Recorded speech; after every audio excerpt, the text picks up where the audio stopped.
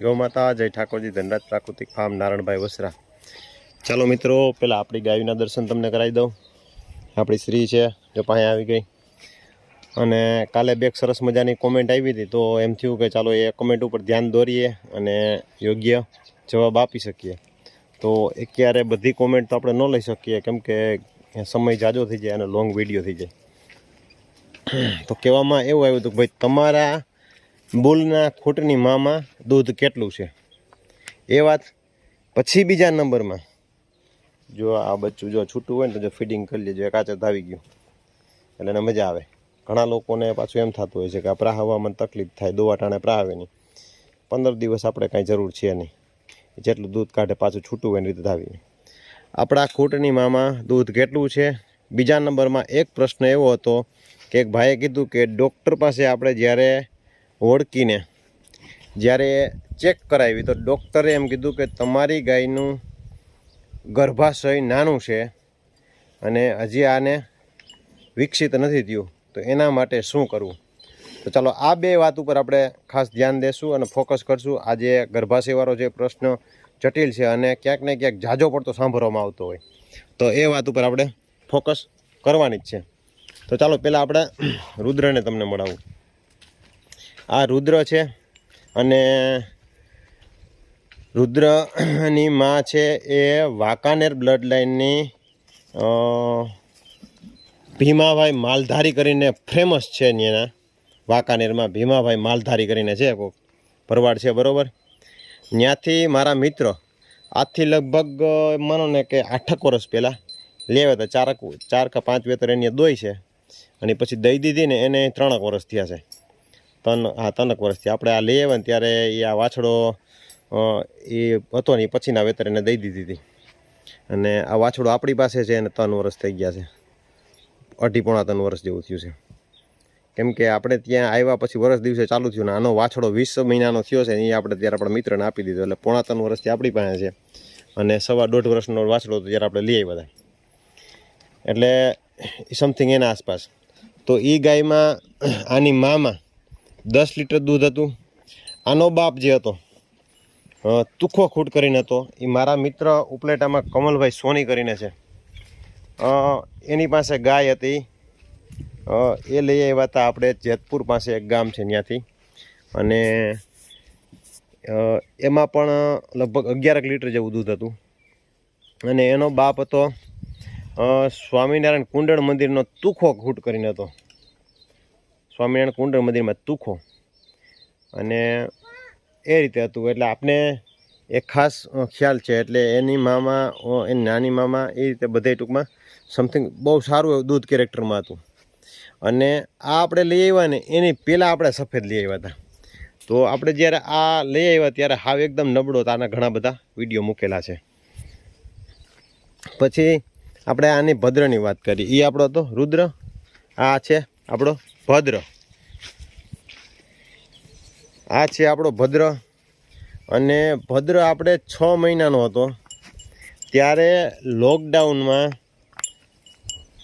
Phone ઉપર લીધેલો, અને ફોન ઉપર જ લીધેલો હતો, અને એની મામાં લગભગ 8 લીટર દૂધ આસપાસ હતું, અને હાવ ચીનકુકડું હતું। રિક્ષામાં એ ભાઈએ મૂકી ગયા હતા, એટલે ખાસ કરીને એનો બાપ હતો એ આપણે માણાવદર ગૌશાળાની એને કંઈક સંચાલિત હતી, ત્યાંથી લોકો વાપરવા લઈ આવ્યા હતા, ને એ લોકો લઈ આવ્યા હતા ભાવનગરથી।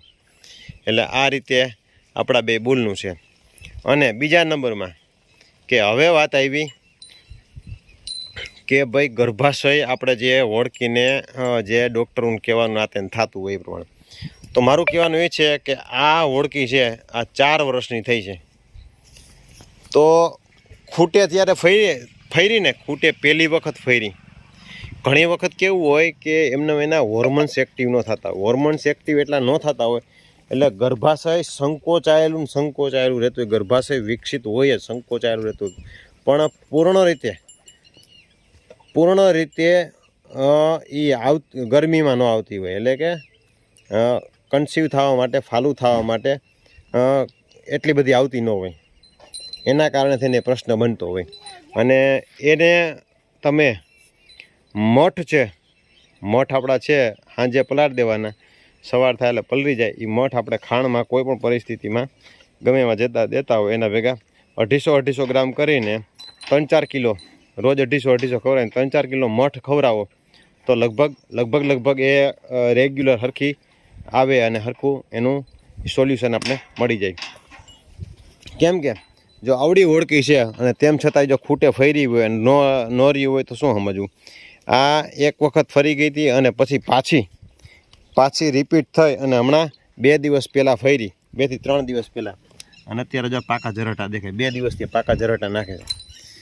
અને આજી વખતે જ્યારે હતી ત્યારે એકદમ કમ્પ્લીટ હતી અને ફૂલ બીજી ગાયો માથે, બીજા વાછડાઓ માથે ફૂલ ઉઠતી હતી. આની પહેલાં જ્યારે હતી ત્યારે એ કોઈ ગાયો માથે કે એની માથે ઉઠતી નહોતી. એટલે મેન વસ્તુ એ છે કે જો ગાયું ભેગીને ધણમાં ન રહીએ ને તો એકદમ હરખી કમ્પ્લીટ આવી જતી હોય. આવા બધા જ પ્રશ્નો બનતા હોય અને થતા હોય એટલે વાંધો ન આવતો હોય. અને આમાં કેવું છે કે જો એકલી રહેતી હોય તો એ હરખી બરોબર આવતી ન હોય અને આ પ્રશ્નો ફેસ કરવા પડતા હોય, એટલે આવા પ્રશ્નો ઉદ્ભવતા હોય. તો આ આપણે જે 2 પ્રશ્નો હતા એને જવાબ દેવાનો પ્રયત્ન કર્યો. અને વારી ઘડીએ કોઈ પૂછતા હોય બીજદાન માટેનું કે ભાઈ બીજ મૂકીને બીજદાન કરીને આ રીતે આમ આવે, જો બીજદાનમાં એમાં કાંઈ ફાઇનલી કાંઈ ખ્યાલ ન હોય એટલે આપણે ખ્યાલ ન આવે. બીજા નંબરમાં હું કોઈ ડૉક્ટર છું નહીં, બરાબર. એટલે એક કોમેન્ટ એમાં આવી હતી કે ભાઈ અમારે ગાયને આચરમાં લાગ્યું. સ્વાભાવિક છે ભાઈ, તમારે ગાયને આચરમાં લાગ્યું હોય તો ડૉક્ટરની આપણે સલાહ લઈ અને એમાં ટ્યુબ લગાવી, સારી ટ્યુબ, સ્પ્રે, આ બધી જ વસ્તુ આવે છે એ એકદમ રૂજ આવે તો એ ડૉક્ટરની સલાહ લઈ અને એ કરવાનો પ્રયત્ન કરવાનો. અને બીજી કોઈ વસ્તુ હોય તો તમે કોમેન્ટ જરૂર કરજો. વિડીયો બનાવી અને જેટલો ખ્યાલ હશે એ જણાવવાનો પ્રયત્ન કરીશ. અને મારા ખ્યાલ પ્રમાણે જેટલું બધું હશે એ સમજવાનો અને સમજાવવાનો પ્રયત્ન કરીશ, જેથી કરીને આપણે આપણા બધા જ આંગણે, મારે ત્યાં નહીં કે બીજાને ત્યાં વ્યક્તિગત પૂરતું સીમિત નહીં, આપણે બધાના આંગણે સુંદર સરસ મજાની અને દુધાળુ ગાય આપણા બધાના આંગણે આવે એ એક પ્રયત્ન કરવો છે. ચાલો નવા વિડીયો સાથે મળશું. જય ગૌ માતા.